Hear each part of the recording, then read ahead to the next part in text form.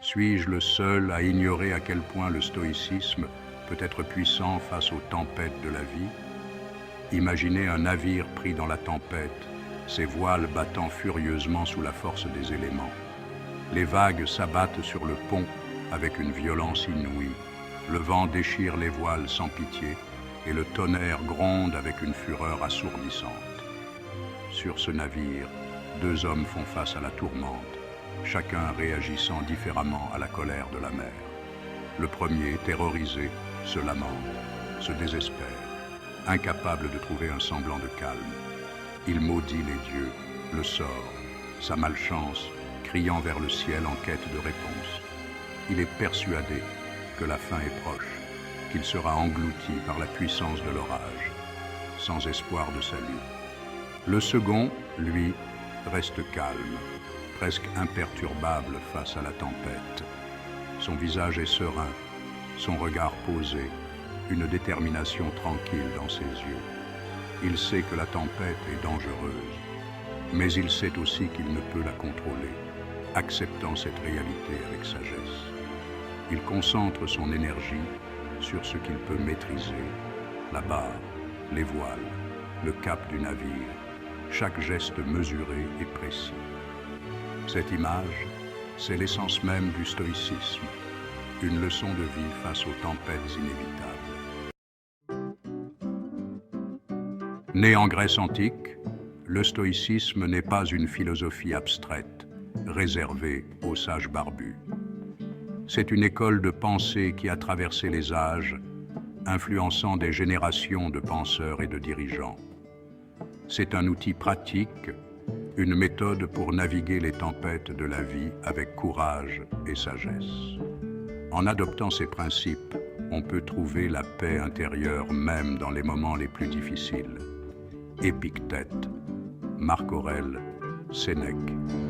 Ces stoïciens nous ont légué un trésor de sagesse pour vivre une vie plus sereine et plus heureuse.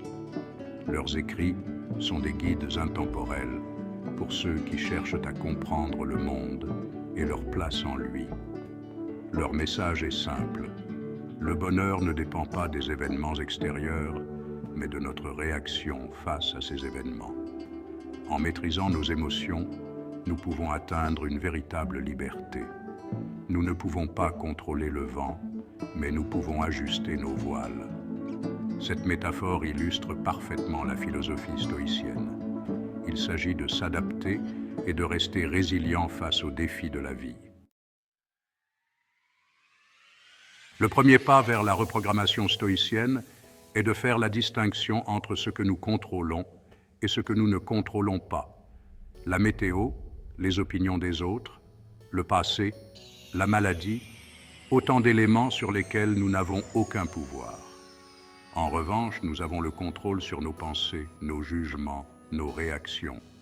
C'est là que réside notre liberté.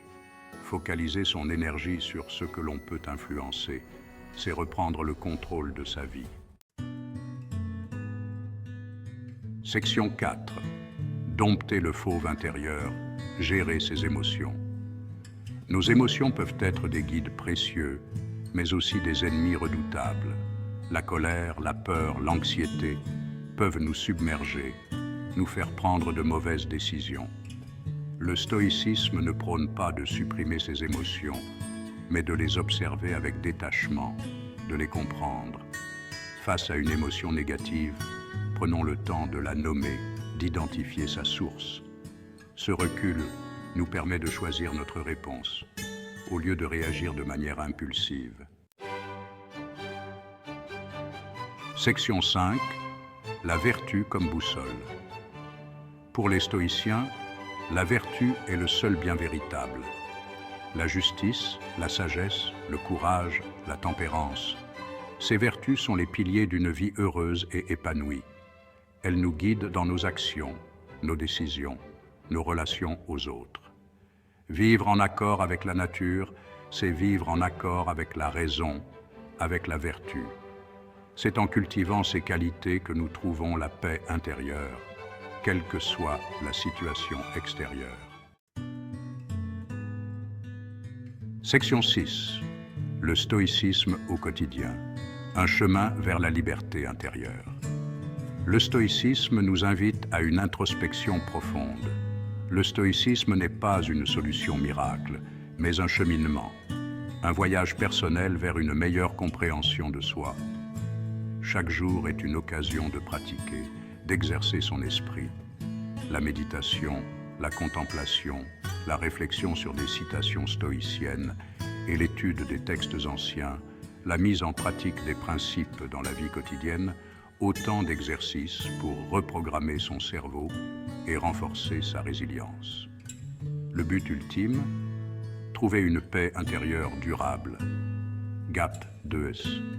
Atteindre une certaine forme de liberté intérieure, une sérénité face aux aléas de l'existence, une tranquillité d'esprit inébranlable, comme l'écrivait Sénèque. La vraie liberté, c'est de pouvoir tout supporter, une sagesse intemporelle.